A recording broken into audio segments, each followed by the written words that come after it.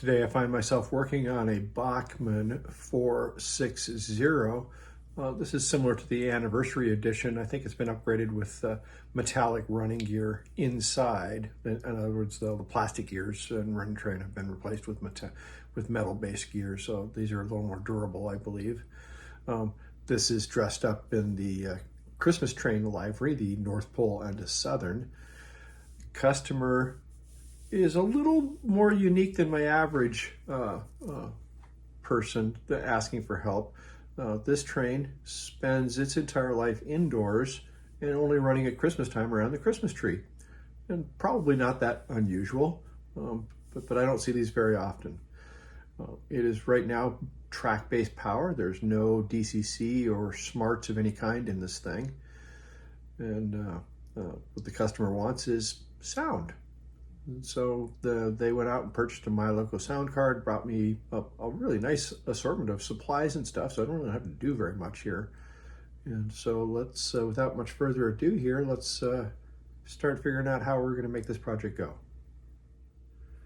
So typically the first thing I would do is set the entire train up on rollers and let's just make sure it actually works. And so to that end, I've got some test leads attached to the pickups in the back of the cab. It's not the most perfect thing. It'll go.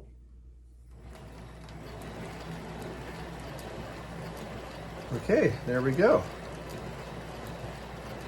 And so that's irritating, and I've actually already fixed it.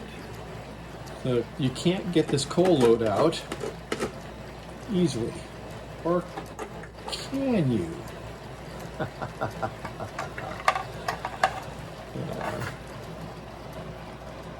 So we placed a couple magnets on the top and we're done. Suddenly we can get that out easily. To my great surprise, this Bachmann has quite the upgrade. See that little red LED flashing? That is the chuff trigger. And it is, as far as I can tell, triggering accurately every time when I want it. Also, what you can't see very well here is along this back section here are a complete row of solder-on pads to connect everything to. We have a pretty largish cavity located right here, and so we're going to combine a couple of engineering thoughts that relate to how this train is going to be used. Let's stop the train. There we go. We don't want to listen to that. So a couple of features here. The My Local sound, so this is going to be track powered. My Local sound card comes with a very accurate installation diagram of how to hook that up and make it go. It also includes a carryover battery, a battery to make sure that the sound runs uninterrupted. So, as a matter of fact, that's this battery right here, rail back. Nickel metal hydride. I don't remember the last time I put that kind of technology in something. So the reason I talk about this battery and its chemistry and the intended use of this locomotive is this battery is going to be a service item. If you set this around for a year and get it out and turn it on, the chances of this battery actually still being alive in another year after sitting in either a partially charged or discharged condition is pretty slight. So engineering concept one, serviceability, we need to make it easy to reach this battery.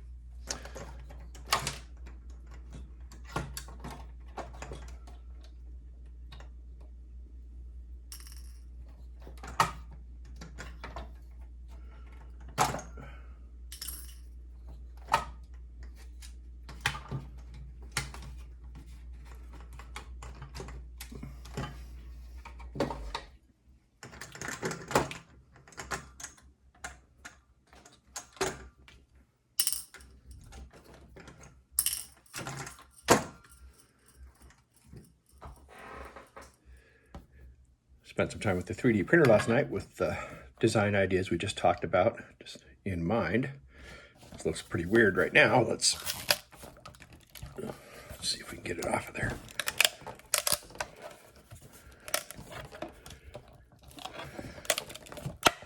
There we go.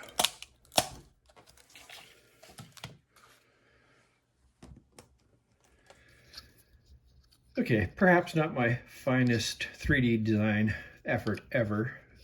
This looks a little weird just glancing at it, but what it's going to do is hold the battery like that, and a space for a charging jack and an on-off switch. And this will all fit in the cavity. And what's not part of this, it was getting to be a pretty complex looking little build. Pardon, supports, my God. Next time I'll print this in multiple pieces and glue it together, as opposed to printing something at an angle like that. There'll be a little clip back here on the back of this to hold the actual My Local sound card. Let's see how it fits. Gonna place that right there. Battery goes in without interference, like that. Cap goes on like that. Hard to see from this angle. We'll actually pick the camera up. You can see plenty of clearance. Battery is easily accessible. I'm liking the idea. The actual sound card itself is this small device. We're going to use very few of these connections, and so we're going to end up glomming it right on the back of this, just like that. And it'll be out of sight, out of mind. Yeah, and all the wiring will go to this strip right here, over to these strips, highly self-contained. This will be a very clean installation when it's done. Okay, so we've talked about positioning for this. We're going to put this right here. We're going to mount the card somewhere in here. What we haven't discussed yet is the infrared remote. And you can see they're dualed up. That little button on the card itself, which is, it's so hard to see. At any rate, there is an infrared detector right on the card, but it's going to be utterly obscured by the tank body itself, right? And so they give you a small remote infrared sensor. It's a nice little device, but we got to put it somewhere where we can see it from the outside. And so my basic thought on that, and the owner and I actually discussed typical direction, which may sound kind of silly, but that it matters. And so what he said is, I generally run it clockwise around the tree. And so that would put this to the outside of the circle being drawn by the track. And so what we're going to do is we're going to make the one modification to this train by drilling a hole right here in the underside of this so that we can poke this sensor out right below this rail. And this is pretty hard to see in this lighting, but it'll be poking out from the back there just like that in as unobtrusive a way as possible. So you'll be able to point the remote at it and program this thing without having to take the cover off. Okay, what we're going to do now is we're going to glue on this external sensor. We're going to use hot melt glue. Hot melt glue is one of my favorite adhesives, mostly for its undoable features. In other words, we can get rid of this. And in the location I have picked here, I thought about putting it right at the middle of this stirrup. But as you can see, it doesn't show up very well in the video. Right there in the middle of that stirrup is a screw. And so, contrary to what I'd like to do, we're going to end up putting it right next to the stirrup so that we can maintain, Okay, so it'll be kind of awkward. And the reason I do hot melt glue is for its undoability. In other words, we could peel this apart and redo it later. My favorite glues, adhesives, are hot melt glue, epoxy, and CA glue in that order. Now, the reasons for these are fairly straightforward, and mostly it has to do with, can I get it apart later? Okay, so there's our part sticking out. We're going to add a little bit more glue to this. And you're going to say, wow, that's an awful lot of glue, but here's the good part. This stuff does come undone. It can be cut with scissors, it can be pried off the part. My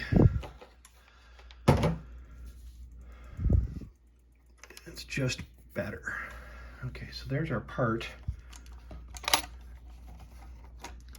I took the truck off to get it out of the way, but you can see it's unobtrusive at best. Just a little bit of finger sticking out there. Printed off a little bracket, and so this is going to have a slot like that, and it allows it to snap in, and then that will be assembled onto that and held in place just like that. Okay, so this little assembly looks kind of cockeyed, but fulfills our purpose. Holds the board upright with lots of air circulation so it can cool off. I don't think these Milocos get very loud, or therefore don't dissipate much heat. A place to put the battery. It all goes just like that into the chassis. The infrared remote, which is located right here, will plug in via this little connector. And we're essentially kind of done here. All we need to do is hook up the chuff trigger and the motor signals, and we see that this all goes on just perfectly, and you can reach in here and operate this. Yeah, it's hard to deal with, but you can reach in and operate the switch, which is what we want. So this is one area where I will use double sticky tape, not foam sticky tape, but double sticky tape nevertheless, to hold this piece in place where I want it. And then we attach a couple more wires. We're ready to put it all back together. And here's our, well, I believe this to be finished. I've applied some labels so we know what goes in what holes and what positions the switch. Center is off. I just didn't have a place to put an off label there. So, and we do need a label for the charging jack. We'll deal with that in a little bit. And it's all going to go just like that. And we are going to now use the one place that I approve of double sticky tape, which is gluing non-electronic assemblies together. Let's see if I can get the backing plate off of this.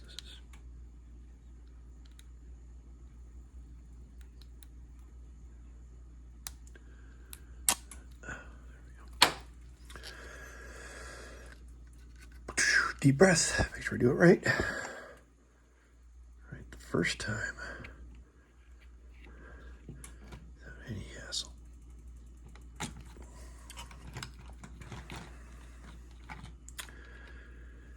Okay, and it should all fit together. Let's see.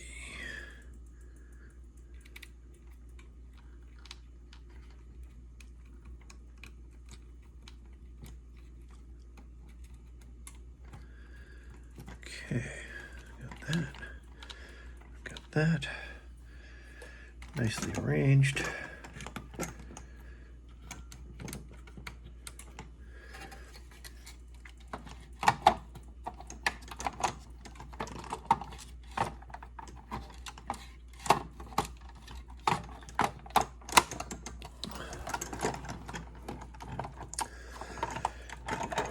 And now you can see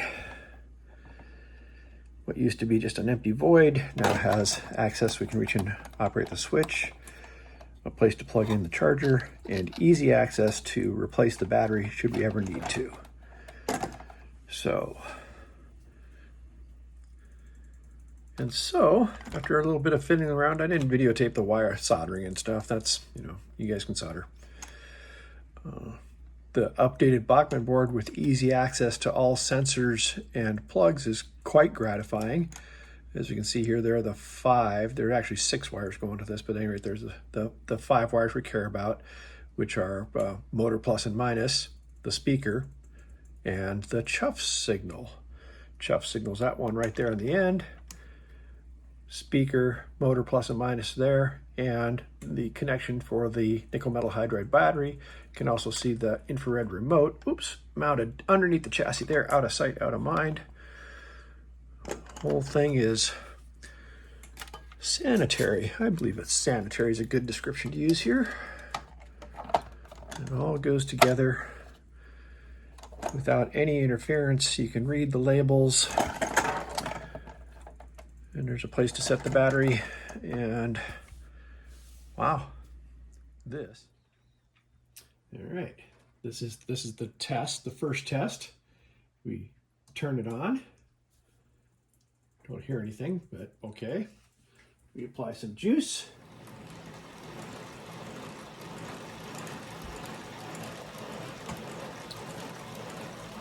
Okay, that's all good.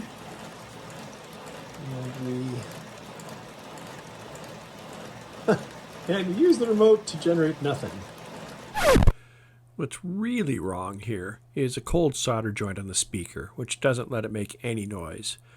There are other issues both with the MyLocal sound card and with the Bachmann setup, and we'll talk about that here shortly. It doesn't work. I'm disappointed.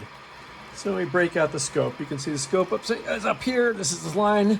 I've got it set to 1 volt per division. I'm now going to place it on the chuff sensor on this little sidebar.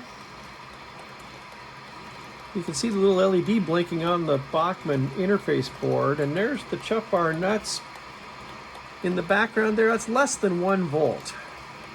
But here,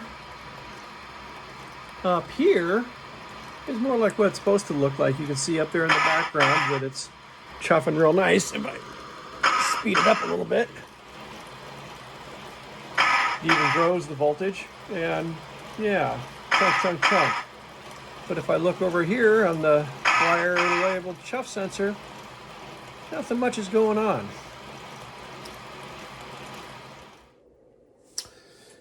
Okay, this is attempt number 2, in which we troubleshot a whole lot of weirdness going on here.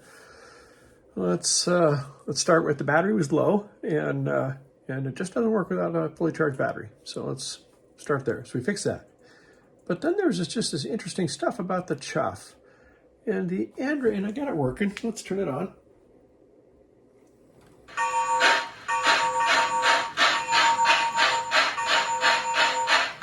Doesn't sound too bad.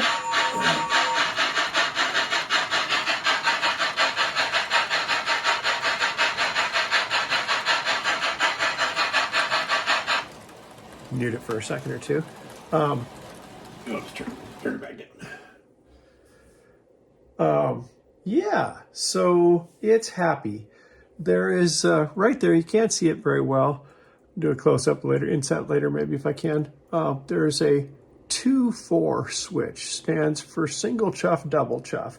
And so your actual real locomotive, of course, operates in double chuff. You push from both sides of the piston, so you get a chuff at each end. There are 2 pistons, it's set 90 degrees apart, so it goes 4 times the revolution, full chuff, whatever. And so what does that have to do with anything? Well, apparently something.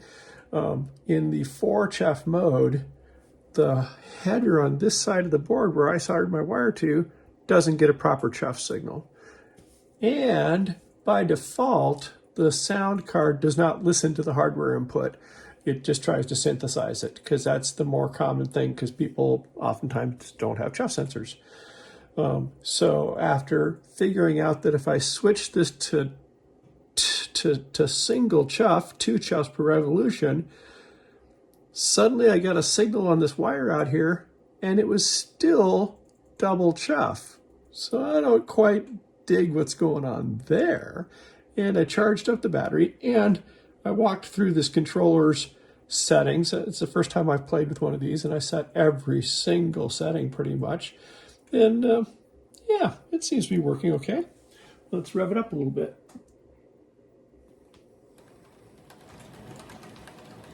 Oh, I got it muted.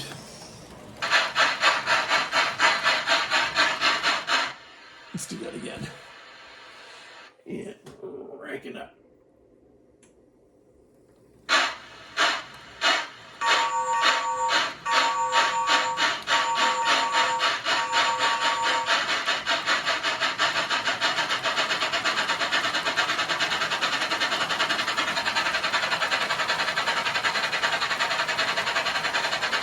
And at this point, I've checked that the battery is charging, and it does.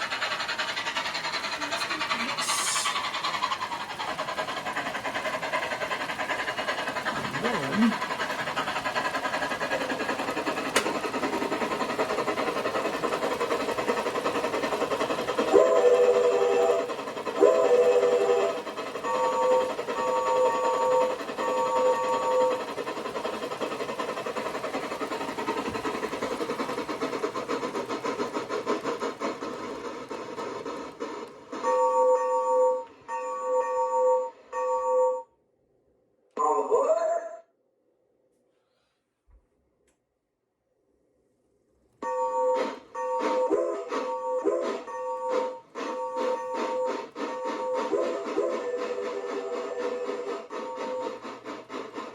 Sorry, but I just don't really have any way to test this on a live track. So all you get to see is this train running on my bench, which is unfortunate. But enjoy it.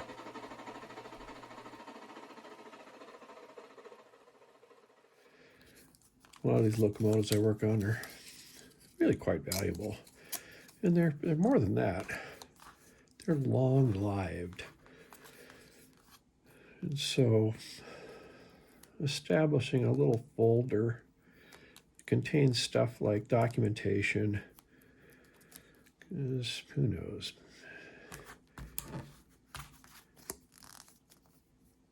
Is the internet always really going to be with us?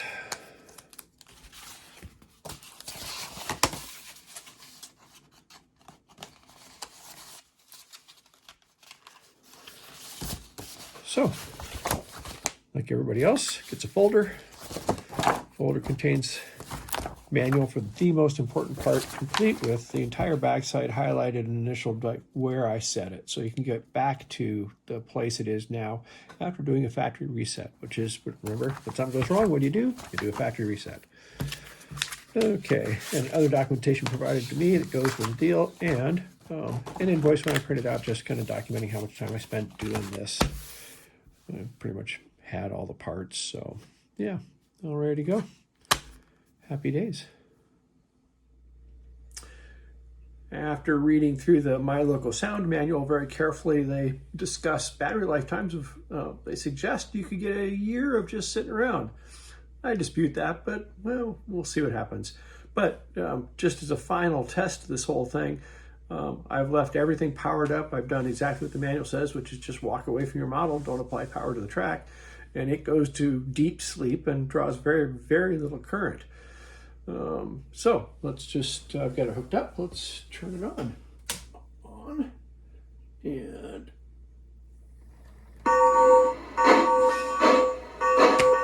it immediately makes sound.